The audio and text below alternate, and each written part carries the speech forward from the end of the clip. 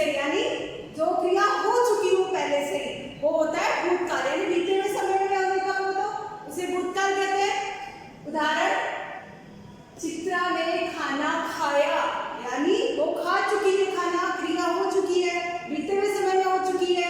वैसे और उदाहरण देखते हैं, चित्रा खाना खा चुकी होगी, चित्रा खाना खा रही थी, चित्रा खाना खाती थी, चित्रा खाना खा चुकी थी। ये अलग अलग क्रियाएं हैं, इसमें प्रयुक्त हो रही है, तो इनमें समय भी अलग अलग है। ध्यान देना, उसमें खाया, होगी, खाया, खा रही थी, खाती थी, खाया, खा चुकी थी, तो इसमें थोड़ा थोड़ा समय का अंतर है। ठीक है, तो इन उदाहरण से स्पष्ट होता है कि भूतकाल की क्रियाओं में घटित होने के समय में भी भेद होता है। तो इस आधार पर भूतकाल के 6 भेद किए गए हैं हिंदी व्याकरण में। ठीक है, तो सबसे पहले 6 भेदों के नाम बता देती हूँ। सामान्य भूतकाल, अपूर्ण भूतकाल, आसन्न भूतकाल, संदिग्ध भूतकाल, पूर्ण भूतकाल, हेतुबद्ध भूतकाल। ठीक है, ये 6 भेद है, थोड़ा थोड़ा अंतर है इसमें, तो इसको एक एक भेद को अपन अच्छे से पढ़ेंगे, समझेंगे, आप ही देखिएगा, फिर आप प्रैक्टिस कीजिएगा, तभी आएगा। ओके, तो पहला भेद सामान्य भूतकाल। सामान्य भूतकाल क्या होता है? क्रिया सामान्य रूप से भूतकाल में होने का बोध होता है। तो जब क्रिया सामान्य रूप से भूतकाल में संपन्न होती है, तब वह सामान्य भूतकाल कहलाती है। सामान्य का मतलब जनरल रूप से कि क्रिया हो चुकी है, समय का बोध नहीं होता है उसमें। जैसे राजा ने आदेश दिया, समय नहीं है। मीर्जा ने कविता सुनाई, यानी सुना चुकी है, क्रिया भूतकाल में हो चुकी है। उसने परीक्षा दी, यानी परीक्षा दे चुका है, यानी भूतकाल में क्रिया हो चुकी है और सामान्य रूप से होने का बोध है, समय का कोई जिक्र नहीं है।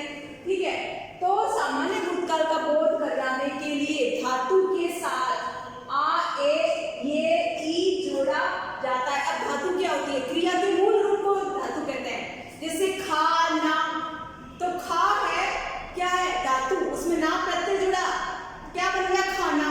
तो क्रिया में हमेशा प्रत्यय जुड़ा रहता है धातु के साथ, धातु के साथ प्रत्यय जुड़ा रहता है। तो इस प्रकार वैसे इसमें मैंने एक उदाहरण कराया था, दिया, दी क्रिया की धातु है, या देना। ठीक है, तो या प्रत्यय जुड़ गया तो दिया हो गया। इस प्रकार धातु के साथ आ, ए, ये, ई जोड़ा रहता है। जैसे सुनाई, सुनाना धातु है, इसमें ही प्रत्यय जुड़ गया, तो ये बन गई भूतकाल, सामान्य भूतकाल। ई जोड़े जाते हैं, जिससे वह क्या बन जाता है? सामान्य भूतकाल। ठीक है, ओके। नेक्स्ट, अपूर्ण भूतकाल। नाम से पता लग रहा है अपूर्ण होना, यानी क्रिया भूतकाल में तो प्रारंभ हो जाती है, परंतु ये खत्म कब हुई, इसका कोई भी जिक्र इसमें नहीं होता है।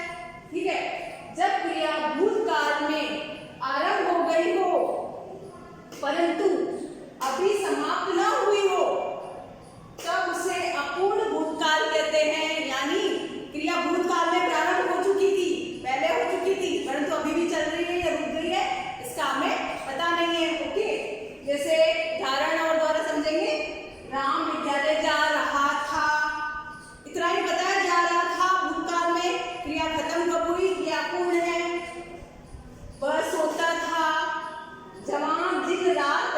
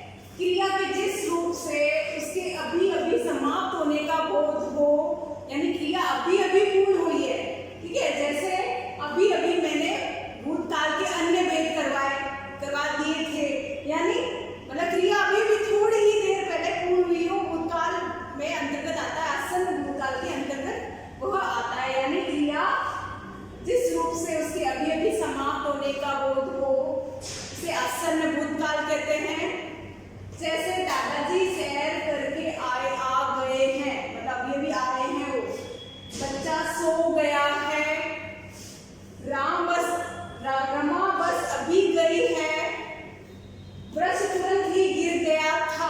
यानी आसन का मतलब क्रिया थोड़ी ही देर पहले पूर्ण हुई हो, वहाँ पे आसन भूतकाल होता है। अब विशेष आसन भूतकाल समय सूचक शब्दों का प्रयोग नहीं, आसन भूतकाल में समय सूचक शब्दों का प्रयोग नहीं करना चाहिए। यानी समय सूचक का मतलब समय बताने वाला, क्योंकि समय पता नहीं होता कि अभी थोड़ी देर पहले हुई है कि कब हुई है। यानी थोड़ी ही देर पहले क्रिया पूर्ण होती है तो समय की जरूरत नहीं होती। ओके, अब आसन भूत में धातुओं के साथ आ है, ए है, ई है का प्रयोग होता है। यानी धातु के अंत में, क्रिया के अंत में ई जुड़ जाता है तो क्रिया क्या हो जाती है, आसन भूतकाल में परिवर्तित हो जाती है। अब नेक्स्ट भूतकाल का नेक्स्ट पेज है संदिग्ध भूतकाल। नाम से ही संदिग्ध है, क्रिया होने में संदेह होना, भूतकाल में होने का संदेह होना। क्रिया के जिस रूप से भूतकाल में क्रिया के पूर्ण होने में संदेह हो उसे संदिग्ध भूतकाल कहते हैं। ठीक, जैसे उदाहरण, वह चला गया होगा, यानी संदेह है, पता नहीं है होगा या नहीं होगा। गाड़ी आ चुकी होगी, पिताजी दफ्तर चले गए होंगे, वह घर जा चुके होंगे। ओके, यानी संदिग्ध यानी संदेह होना, क्रिया के भूतकाल में पूर्ण होने का वही संदिग्ध भूतकाल होता है। भूतकाल की रचना के लिए, संदिग्ध भूतकाल की रचना के लिए धातु के साथ आ होगा, ए होंगे, ई होगी, गई होगी, देखी होगी, गा दी गे, ये जोड़ दिया जाता है, ये प्रत्यय, तो वो क्या हो जाता है, संदिग्ध भूतकाल में परिवर्तित हो जाता है। ओके, नेक्स्ट पूर्ण भूतकाल। नाम से पता लग रहा है पूर्ण होना, यानी क्रिया बहुत समय पहले पूर्ण हो चुकी होती है, बहुत साल पहले या 1 महीने पहले, 1 दिन पहले या 2 दिन पहले। ठीक है, तो वहाँ पे पूर्ण भूतकाल होता है। जब क्रिया भूतकाल में बहुत पहले पूर्ण हो चुकी हो तब उसे पूर्ण भूतकाल कहते हैं। उदाहरण, व्यास जी ने महाभारत रचा था। व्यास जी, वेदव्यास जी, पता है ना, महाभारत की रचना की थी, बहुत साल पहले कर दी थी, तो इसमें क्रिया पूर्ण हो चुकी है, बहुत साल पहले पूर्ण हो चुकी है। ठीक है, वैसे ही तुलसीदास जी ने रामचरितमानस की रचना करी थी। वैसे भारत 1947 को आजाद हुआ था, वह गत वर्ष जयपुर चला गया था। तो पूर्ण भूतकाल में धातु में आ था, ए थे, ई थी, चुका था, चुकी थी, आदि प्रत्यय जुड़े रहते हैं। यानी पूर्ण भूतकाल में स्पष्ट रूप से पूर्ण भूत होता है, यानी क्रिया बहुत समय पहले ही संपन्न हो चुकी होती है।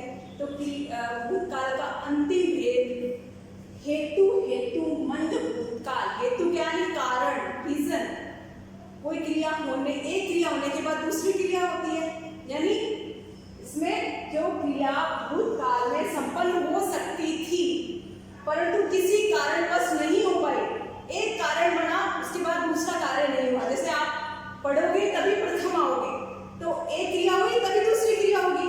वेरी हेतु, हेतुमंद भूतकाल यही बताता है, जब क्रिया भूतकाल में संपन्न हो सकती थी परंतु किसी कारणवश नहीं हो सकी तो वह होता है हेतु, हेतुमंद, हेतुमानी कारण। जैसे यदि वृक्ष न कटते तो वर्षा समय पर होती, वृक्ष कटने पर ही वर्षा हुई, यानी एक कारण के बाद दूसरा कारण उत्पन्न हुआ, उस कारणवश क्रिया नहीं हुई। मीठा प्रथम आती तो उसे पुरस्कार मिला, मतलब प्रथम आती तो पुरस्कार मिला, यानी पुरस्कार नहीं मिला, क्रिया नहीं हुई। वह पढ़ता तो पास होता। ठीक है, अगर आपने पढ़ा होता तो परीक्षा में अच्छे अंक आए होते, यानी हेतुमंद यही बताता है कि क्रिया, एक क्रिया होने के कारणवश दूसरी क्रिया नहीं हुई। ओके, इस प्रकार ये हमारा भूतकाल संपन्न हुआ। ओके, नेक्स्ट हम पढ़ेंगे भविष्यकाल। ओके।